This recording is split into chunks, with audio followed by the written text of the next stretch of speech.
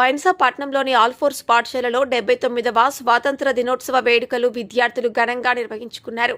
విద్యార్థులు బైన్సాపట్నంలోని ప్రధాన వీధుల గుండా ర్యాలీ నిర్వహించారు.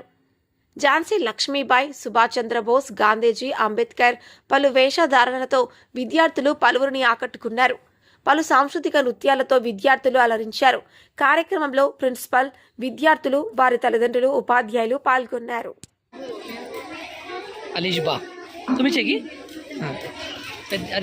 అంబేద్కర్ వచ్చిండు.